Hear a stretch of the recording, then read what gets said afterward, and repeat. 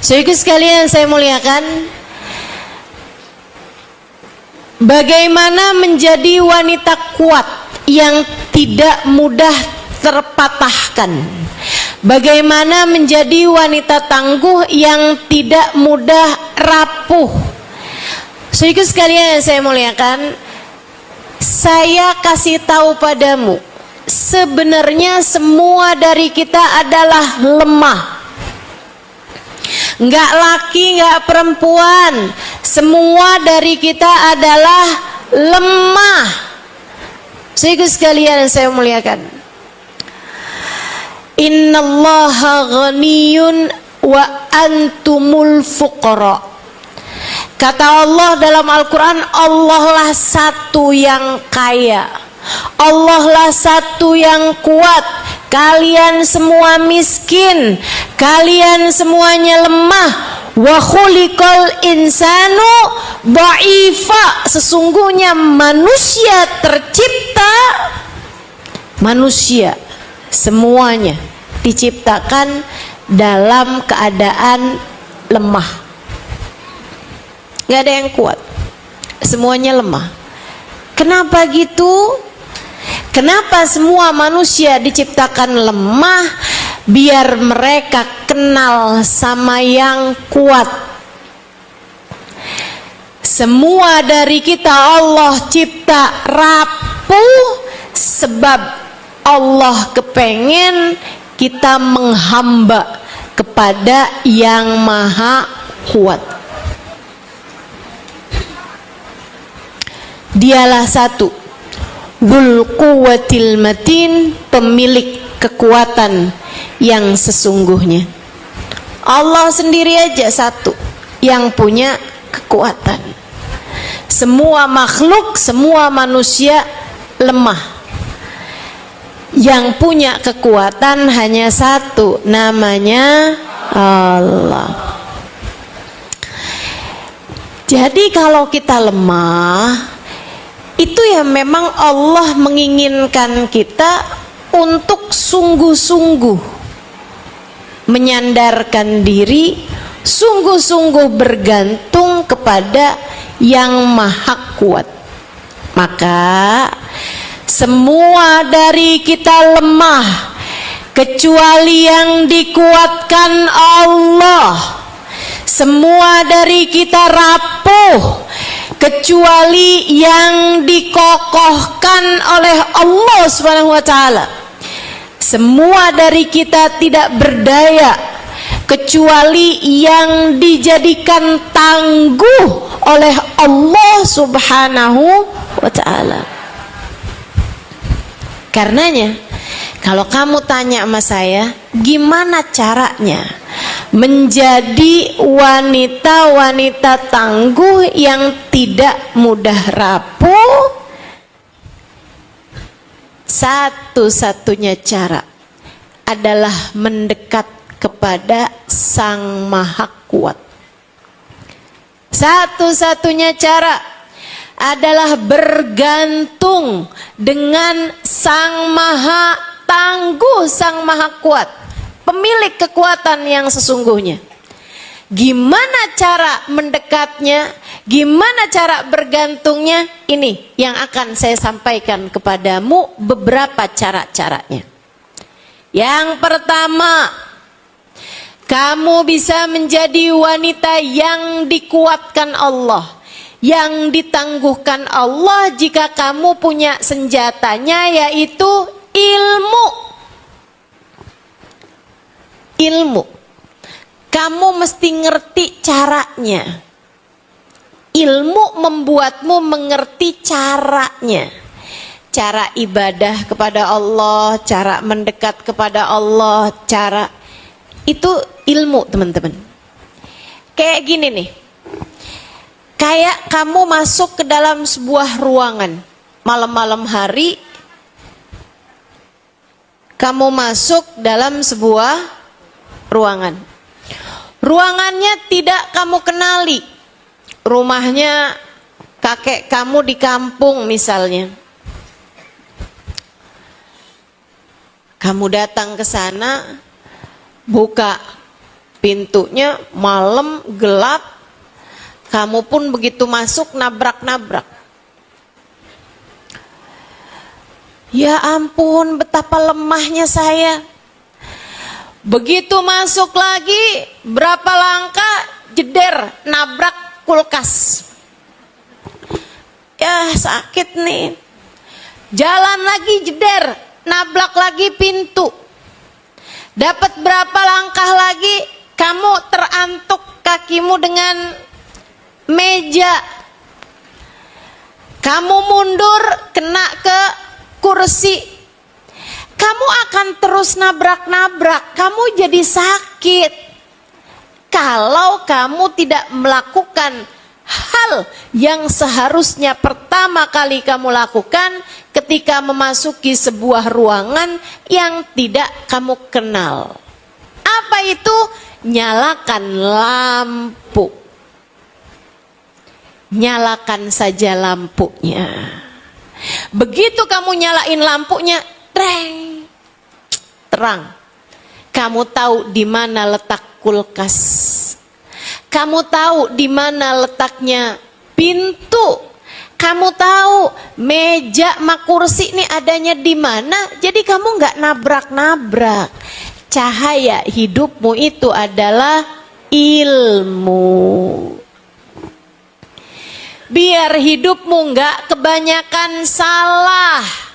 Biar hidupmu nggak kebanyakan nabrak-nabrak, Bu, Kak, Dek, Nak, pelajarilah ilmu agama dengan benar. Belajar. Jangan pernah berhenti belajar. Gimana Ustazah belajarnya, saya kan udah tua. Kayak gini nih. Hadir di majelis-majelis ilmu. Hadir di kajian-kajian. Apalagi zaman sekarang nih, gampang bener orang pengen dapat apaan aja bisa. Sehingga sekalian bisa buka di YouTube banyak, gitu kan ya? Live streaming ada, di Instagram, sekarang ada juga di TikTok.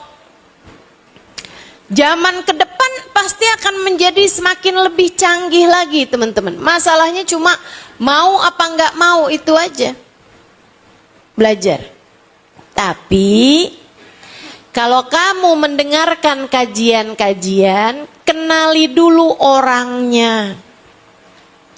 Siapa nih yang nyampein? Jangan asal denger, oh gitu, nggak bisa begitu. Jangan asal dengar dari entah siapa yang bicara kamu ikut, apalagi urusan agama. Bu, urusan obat badan aja jangan sampai kamu berobat sama dokter gadungan. Jangan sampai kamu dikasih resep obat dari orang yang gak pernah belajar pengobatan. Nantinya jadi salah-salah. Ya kan gitu. Apalagi tentang urusan keimanan, urusan hati, urusan perjalananmu dunia sampai akhirat, urusan keselamatanmu untuk waktu yang sangat panjang. Kenali gurunya, pelajari ilmunya. Jangan sebaliknya. Jangan kamu pelajari ilmunya dulu, baru kamu cari tahu orangnya. Jangan dibalik-balik. Karena kalau ibu kayak begitu tuh, nanti banyak bingungnya. Bu, jangan asal masuk pondok pesantren. Jangan asal dengerin kajian. Jangan asal ikut komunitas-komunitas. Jangan asal dengarkan. Bahkan yang pakai pangkat-pangkat di depan ataupun di belakang gitu ya.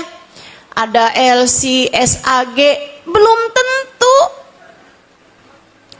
sarjana alam gaib. SAG. Saudara sekalian yang saya muliakan, nggak asal gitu aja. Karena zaman sekarang nih, ibu kan baca juga tuh berita-berita, ya kan ya? Ditanyain sama gurunya, di sini pondok pesantren ini madhabnya apa? Kami madhabnya Soekarno. Sejak kapan Soekarno punya madhab?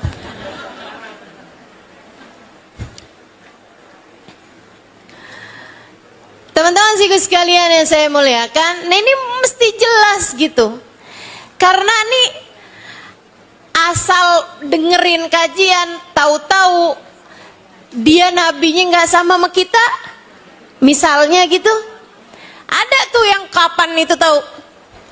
Ada orang-orang yang ikutan ajaran nabinya bukan namanya Muhammad, nabinya namanya Ahmad. Mirza Ghulam Ahmad dari India. Itu kan ada nabi dari India aja buat saya udah iskal. Nabi dari India kira-kira ngajarinnya apa ya?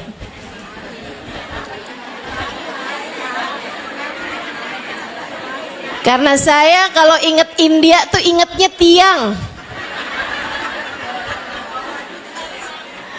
sama hujan, sama lari-lari deh di pohon.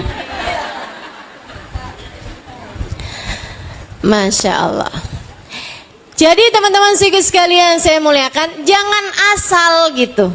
Nantinya jadi bingung. Entar dengerin ustadz yang satu bilang kita nggak boleh pergi ziarah.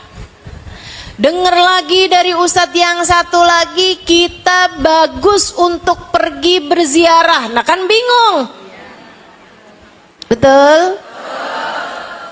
Yang satu lagi bilang sama Nabi Muhammad nggak perlu pakai Sayyidina. Yang satu lagi bilang kita sama Nabi Muhammad tuh jangan manggil asal nama, harus pakai Sayyidina. Nah bingung. Betul? Karenanya biar nggak bingung, kenali dulu orangnya, baru dengarkan ilmunya. Gimana cara kenalin orangnya? Saudaraku sekalian saya muliakan, cari tahu latar belakang pendidikannya. Kan begitu? Ngajinya sama siapa dulu dia? Sekolahnya di mana dulu dia? Bergurunya kepada siapa dulu dia? Sebab Nabi Muhammad tuh dulu nyampein ilmu kepada para sahabatnya. Enggak sedikit, 124.000 sahabat. 124.000 sahabat yang ikut bersama dengan Nabi saat haji wada. Jumlahnya 124.000 sahabat. Saudaraku sekalian saya muliakan, Nabi pesan kepada mereka, falyuballigh asyahid minkumul ghaib. Kata Nabi Muhammad, yang hadir nih ya, tolong nanti sampaikan kepada generasi berikutnya yang tidak pernah berjumpa denganku. Maka para sahabat menyampaikan kepada para tabi'in. Para tabi'in menyampaikan kepada tabi'it tabi'in. Para tabi'it tabi'in menyampaikan kepada generasi berikutnya, generasi berikutnya, generasi berikutnya. Sampailah kepada kita di zaman sekarang ini, ada banyak para ulama-ulama kita yang memiliki nasab keilmuan bersambung sampai kepada baginda Nabi besar Muhammad. Bukan asal baca buku, bukan asal searching di Google. Nggak boleh loh, sholat raweh tuh nggak boleh lebih dari 11 rakaat. Kata siapa? Saya baca dari Google. Enggak gitu, enggak gitu. beragama itu ikut dari pendahulu sampai kepada Nabi besar Muhammad. Alhamdulillah di Indonesia nggak kurang-kurang ulama-ulama yang memiliki nasab keilmuan bersambung dengan Nabi besar Muhammad. Di pondok-pondok di Pulau Jawa terutamanya banyak bertaburan para ulama-ulama yang sanad ilmunya bersambung terus sampai kepada Sayyiduna Muhammad sallallahu alaihi wasallam. Sekali lagi pelajari, kenali gurunya, pelajari ilmunya, biar enggak bingung. Insya Allah. Kalau kamu berilmu, kamu kuat secara pemikiran. Kalau kamu berilmu, jadi istri, kamu akan jadi istri yang kuat karena ngerti ilmunya. Bagaimanapun suami kita nih mesti nurut sama kita. Itu orang nggak ngerti ilmu tuh. Itu perempuan nggak ngerti ilmu tuh.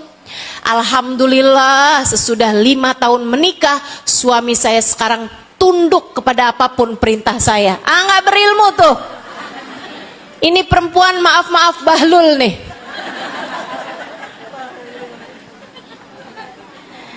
Suami saya nggak pernah pegang uang, semua uangnya saya yang pegang. Dia ngerasanya dikuat begitu. Padahal tuh maaf nih cewek bahlul. Jangan jadi perempuan bahlul. Saudaraku sekalian yang saya muliakan, ibu-ibu yang nggak berilmu juga begitu. Akhirnya salah-salah, akhirnya jadinya jadi perempuan-perempuan yang lemah. Bu, dirimu ini kuat, istri dan ibu yang kuat, bukan yang lemah. Bu, dirimu ini kuat, istri dan ibu yang kuat, bukan yang keras. Bahkan bukan transferan, bayangkan bukan hadiah, akan tetapi yang dia bayangkan adalah ridhonya Allah subhanahu wa ta'ala. Dia selalu berbuat baik pada suaminya bukan karena berharap keridhaan suaminya, akan tetapi berharap keridhaan pemilik suaminya, pencipta suaminya, Tuhan suaminya, Allah subhanahu. Dan orang bisa begitu jadi istri yang kuat seperti itu ketika dia berilmu. Makanya ngaji, Bu, ngaji, Dek, ngaji, Kak, biar kamu jadi orang-orang yang paham bagaimana harus bersikap, nggak nabrak-nabrak mulu gitu. Sehingga sekalian saya muliakan, jadi ibu juga begitu, mesti punya ilmunya, mesti paham. Jadinya kalau ngomong sama anak nggak main perintah melarangan mulu. Udah sholat, neraka.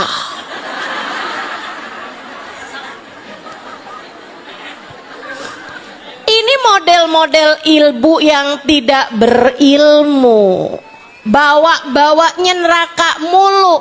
Dia nggak paham kalau yang disebutkan Nabi tentang seorang ibu bukan neraka melainkan surga. Al jannatu tahta aqdamil ummahat. Surga berada di bawah telapak kaki ibu. Nah kalau ibu-ibu yang ngaji tuh, dia akan tahu gitu kan, Nabi Muhammad nyebut saya nih pembawa surga. Kenapa saya bawa-bawanya neraka mulu ya? Jadinya saya harus bawa-bawa surga. Gitu kan? Yuk nak, kita salat berjamaah biar kita masuk surga bareng-bareng. Tuh berilmu dia. Dia ngerti ilmunya. Ngadepin anak, banyakin senyuman, banyakin pelukan, banyakin kata-kata yang menyenangkan hati anak. Anakmu perlu kasih sayang darimu, Bu. Bahkan bukan ilmu yang diperlukan anak dari ibunya. Ilmu bisa dia dapat dari guru-guru. Akan tetapi yang anak perlukan darimu adalah kasih sayang. Maka kekuatanmu, wahai seorang perempuan, siapapun dirimu, kamu seorang ibukah, kamu seorang istrikah, kamu adik jomblokah, gitu ya, kamu nenek-nenekkah, semuanya kekuatanmu nomor satu ada pada ilmu. Belajar biar ngerti, belajar biar faham apa yang harus dilakukan, belajar biar ngerti caranya bicara yang tepat kepada orang yang tepat di waktu yang tepat. Ngomong sama suami gimana, ngomong sama anak mesti gimana, ngomong sama saudara mesti gimana, ngomong sama temen mesti gimana. Faham kalau ngerti ilmunya. Pelajarin terus belajar. Ngerti caranya sholat, ngerti caranya tahajud, ngerti caranya puasa, ngerti nih hari saya mesti sholat apa nggak sholat, ngerti kapan waktunya mandi menstruasi, faham berbagai macam urusan. Kenapa? Karena berilmu. Jangan pernah berhenti belajar. Saudaraku sekalian, jangan pernah berhenti belajar. Itu nomor satu. Kekuatanmu yang nomor satu terdapat pada ilmu. Yang kedua, iman. Kekuatanmu ini kamu jadi nggak rapuh kalau kamu punya iman. Apa maksudnya iman? Saya beriman kok Ustazah. Saya beriman Ustazah. Ustazah tanya ada siapa Tuhan saya? Saya tahu jawabnya. Kan begitu. Bukan berarti kamu kalau dibilang Tuhanmu siapa, Allah, Nabimu Nabi Muhammad, kamu sudah beriman. Gak gitu. Gak gitu. Iman bukan tentang ucapannya lisan. Iman bukan sekedar ucapan lisan. Iman adalah apa yang ada di dalam hatimu tentang keyakinan-keyakinanmu. Yakin bahwa hanya Allah lah pengendali hidup kita, bukan suami, bukan orang tua. Yakin bahwasanya pengendali hidup kita hanya satu, namanya yang bikin sehat hanya satu, namanya yang bikin sakit hanya satu, namanya yang menghendaki kehidupan hanya satu, namanya yang menciptakan kematian, menentukan kematian hanya satu, namanya Allah Subhanahu wa ta'ala. Disitulah iman. Makanya kalau ada orang bilang, waduh suami saya mau pensiun, gimana ya cara saya makan? Ini gak beriman nih. Gak beriman. Suami saya mau pensiun tahun depan. Waduh, gimana nih cara kami hidup? Nah, ini nggak beriman. Jadi sekalian, orang yang menista agama, maaf, bukan hanya mereka yang ngebakar Quran. Itu iya. Orang yang menista agama bukan hanya orang-orang yang misalnya dia bakar Al-Quran, dia ngata-ngatain tentang Nabi Muhammad. Itu iya, betul teman-teman saya sekalian. Akan tetapi kamu ragu-ragu minggu depan makan apa? Kamu ragu-ragu bagaimana nasibmu 2 hari yang akan datang. Kamu ragu-ragu terhadap rezekimu besok lusa. Kamu sampai menuntut-nuntut suamimu untuk urusan rezekimu. Hati-hati, keraguanmu itu mempertanyakan keimanan di dalam hatimu. Saudaraku sekalian yang saya muliakan, jangan sampai kamu terhitung tidak beriman kepada Allah karena kamu ragu-ragu terhadap urusan rezeki terutamanya. Bu, jodoh, rezeki, mati, itu statusnya sama-sama di tangan Allah.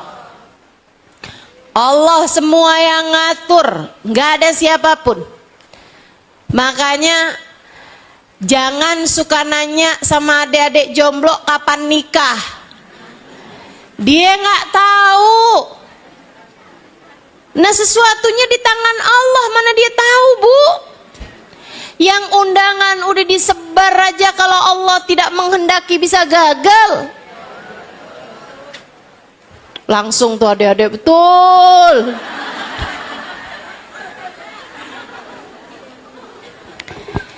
Jadi berhentilah bertanya sama orang yang belum nikah kapan nikah. Orang udah nikah juga berhentilah bertanya kapan punya anak. Dia nggak tahu, ibu-ibu sekalian, dia nggak tahu. Saya waktu baru pertama nikah, saya nggak tahu kapan saya punya anak. Sampai sekarang saya belum tahu kapan saya punya anak, atau bahkan mungkin punya anak apa nggak punya anak, saya nggak tahu. Maka sebagaimana saya nggak tahu, kamu nggak tahu, jangan pernah nanya sesuatu yang nggak ada siapapun tahu jawabannya. Kesian adik-adik kecil-kecil kita itu, umur 25 tahun tanyain mulu, Ustazah saya emang nggak mau mudik dah. Ujian Ustazah kalau mudik tanya mulu sama orang, kapan nikah, kapan nikah. Saya kasih aja deh jawabannya, saya bilang gini aja, kalau ada yang nanya sama kamu kapan nikah, jawab balik, kamu kapan mati.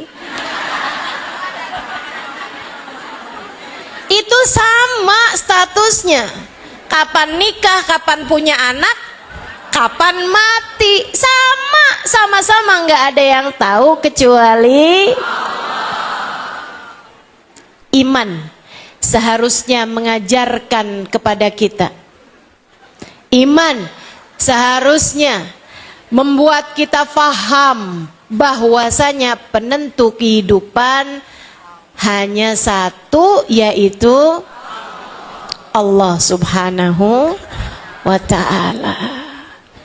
Jangan akhirnya jadi tuntutan di masyarakat kita gitu. Sampai ada adik-adik, Ustazah pokoknya Ustazah doain nih sebelum Ramadan nih saya harus sudah nikah Ustazah. Maksa banget gitu deh, Ramadannya udah deket. Ih pokoknya Ustazah pokoknya harus udah nikah sebelum Ramadan. Kenapa gitu? Biar saya bisa melaksanakan hadisnya Nabi Muhammad. Hadis yang mana? Berbukalah dengan yang manis.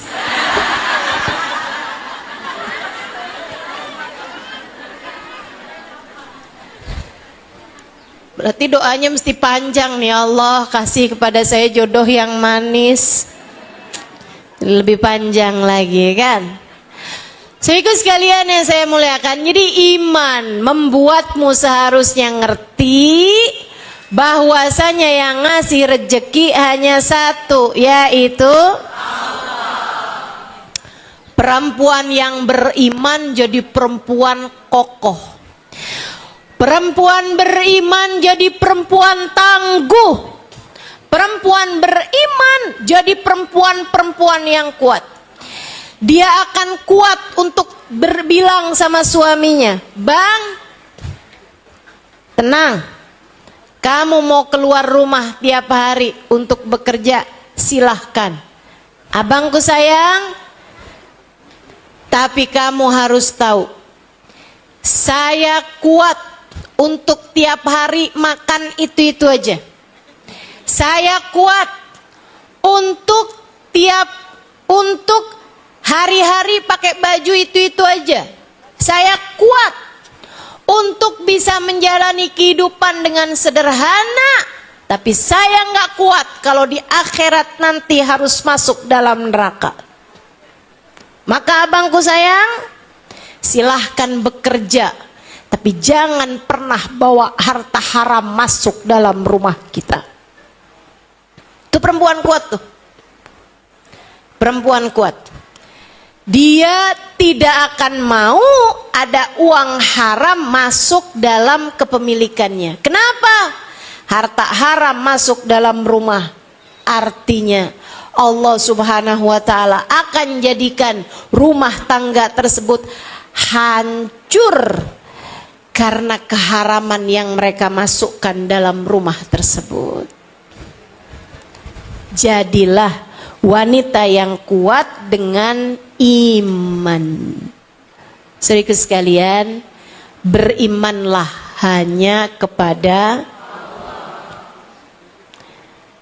Kenapa bahasa ustazah gitu ya? Kita beriman semuanya hanya kepada Allah lah ustazah. Bu, Nabi Muhammad tuh bilang begini nih, untuk kita nih umat zaman akhir nih.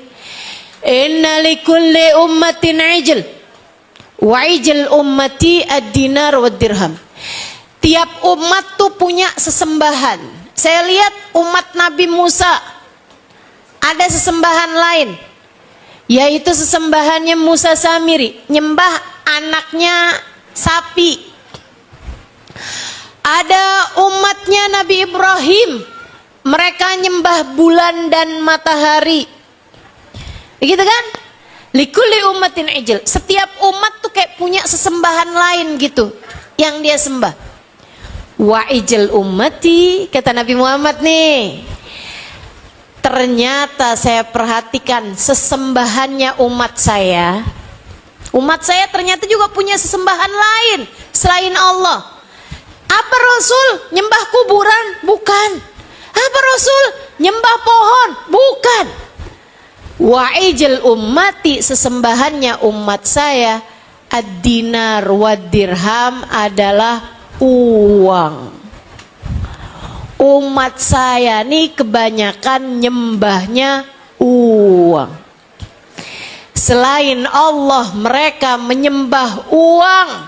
Karenanya ada banyak istri-istri tidak beriman yang berani bilang kepada suaminya, "Ada uang abang sayang." "Gak ada uang, silahkan tidur di luar." "Jangan pulang bang kalau nggak bawa uang." Oh, dia pikir dia perempuan yang kuat dengan bahasa seperti itu. Kamu lemah, sebab menunjukkan bahwa kamu bukan perempuan beriman. Berimanlah kepada Allah hingga faham pemberi rizki cuma Allah, yang ngasih sakit cuma Allah, yang bisa menyembuhkan adalah Allah. Ibu-ibu sekalian, orang-orang yang pakai pesugihan berarti dia tidak beriman. Orang-orang yang biar hati suaminya nggak berpaling kemana-mana sampai pakai guna-guna, pakai santet. Bener ya? Santet apa santlet? Santet. Iya. Pakai santet, pakai ini nih katanya. Ini ya, kalau minyak ini dipasang di alis nih, ntar suami ngikut kemana aja kamu pergi.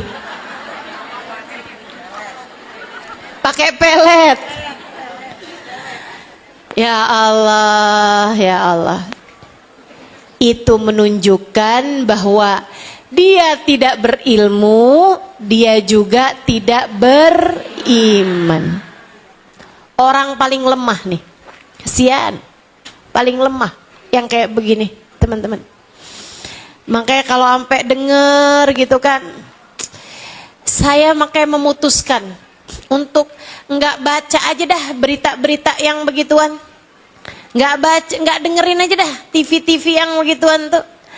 Ada bapak sampai tega nguburin anaknya hidup-hidup, ngebunuh anaknya, katanya dari dukunnya. Ya Allah, ya Allah.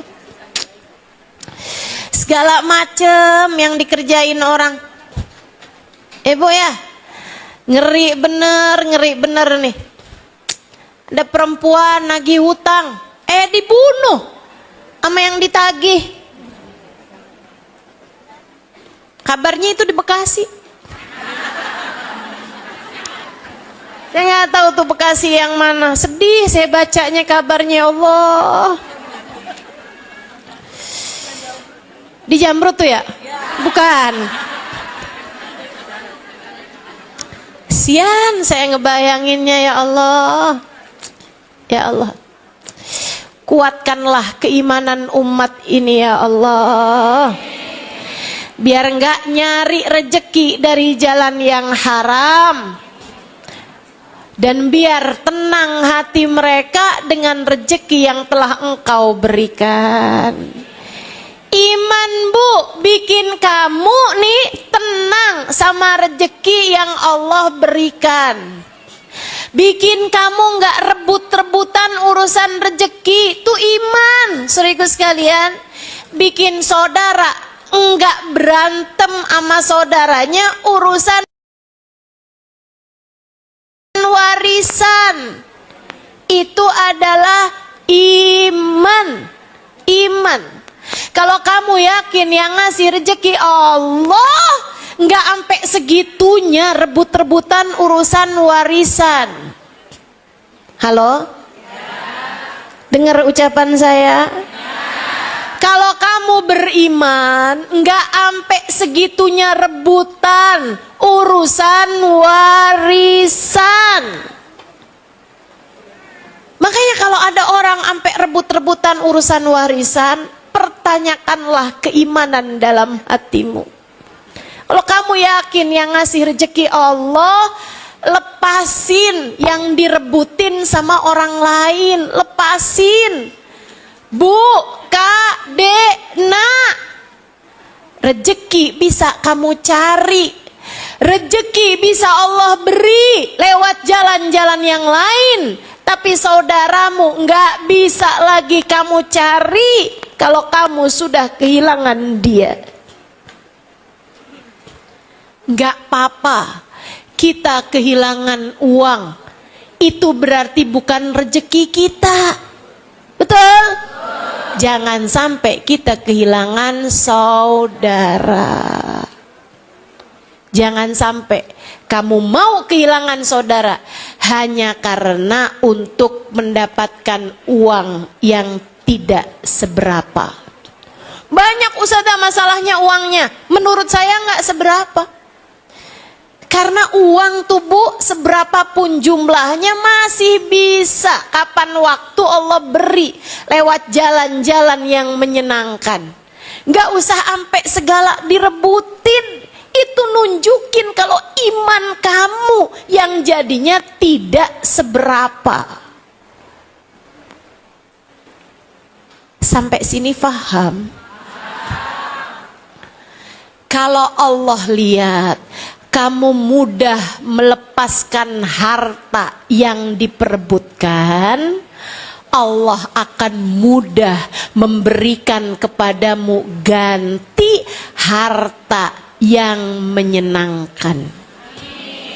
Percaya saya nggak lagi doa, tapi saya sedang membuat statement, nggak usah diaminin. Saya sedang membuat sebuah pernyataan yang tidak akan terbantahkan. Kalau kamu melepaskan harta-hartamu yang orang lain perebutkan, lepasin dengan hati yang lega, Allah akan gantikan untukmu uang, harta dengan cara-cara yang mudah. Dengan cara-cara yang membuatmu juga menyenangkan untuk mendapatkannya. Udah, nggak usah khawatir teman-teman, nggak usah khawatir, usah khawatir. Tiap kali ada orang yang merebutkan harta, nih, gitu aja udah. Ini punya saya, oh bukan ini punya saya, oh punya kamu silahkan, gitu. Itu kalau ada orang tuh sampai rebut-rebutan nih, segala berkatan majelis rebutan, tuh. Iman.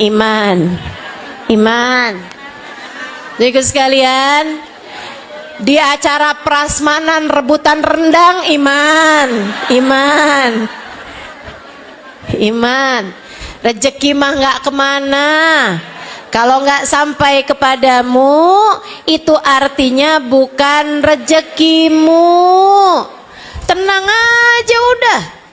Saya begitu Bu, urusan uang tuh tenang aja, ibu-ibu sekalian. Usah aja tenang, uangnya banyak. Sekarang, dulu mah uang saya nggak banyak, ibu-ibu sekalian. Saya biasa aja nggak punya duit. Tahunan saya nggak punya uang, teman-teman saya sekalian. Saya tahunan ada dalam masa nggak punya uang sama sekali. Nggak masalah, nggak apa-apa. Nih sampai sekarang segini gede. Nggak pernah saya nggak makan.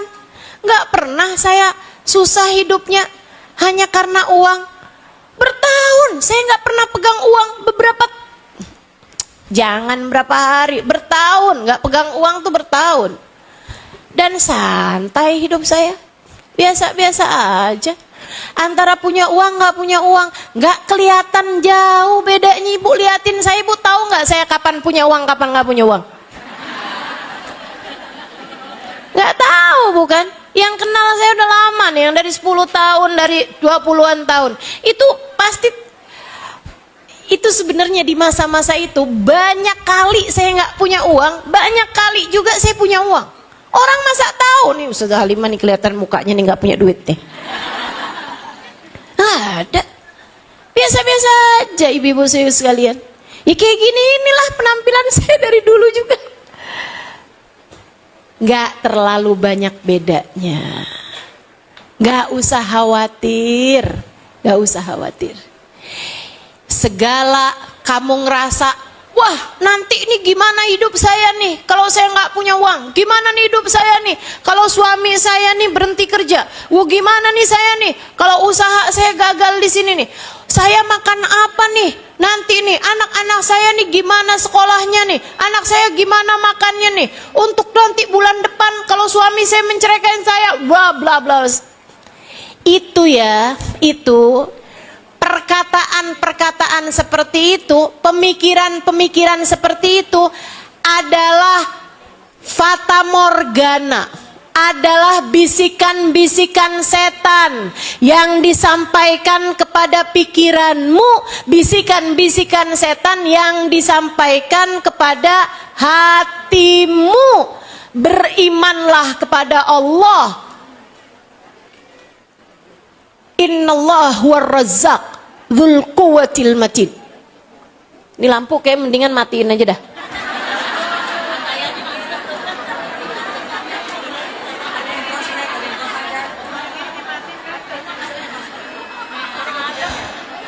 Kayaknya malah justru jadi ngurangin konsentrasi ya, terhidup, termati gitu kan. Iya. Ini kita mesti tahu nih, yang hidupin, yang matiin lampu ini hanya satu. Buat ngingetin kita, gitu kan ya? Teman-teman sekalian yang saya muliakan, gitu tuh. Kita tuh sama urusan rezeki, Bu, yang tenang hati. Kita nggak pernah tahu apa yang akan kita makan esok hari. Begitu bukan? Kita nggak pernah tahu apa yang